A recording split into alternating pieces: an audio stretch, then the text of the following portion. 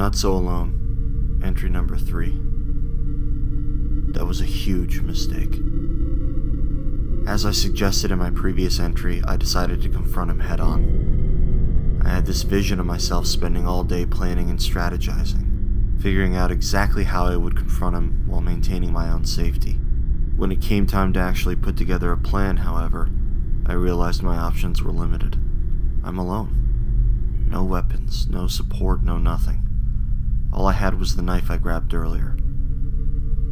It was clear that any sort of larger plan was simply not in the books for me here. I decided I'd just have to face him man to man, so I waited. When night came, I heard it again. I heard him walk right up to the window and stop. This was my chance. I grabbed my knife and a flashlight and approached the door. Wait, I thought.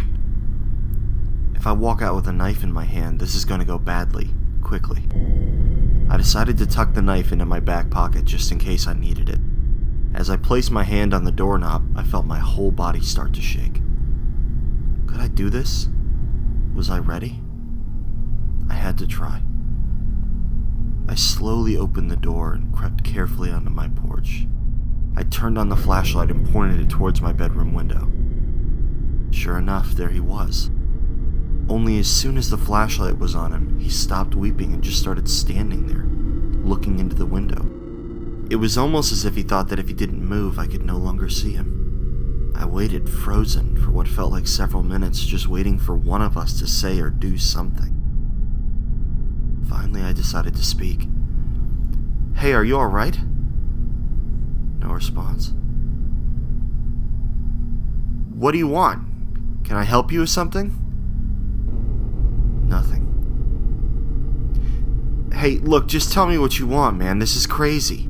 As soon as I finished speaking, he turned towards me on a dime and started charging towards me, screaming. I turned to go back inside, but the door was jammed. I kept vigorously shaking the knob until it finally gave way.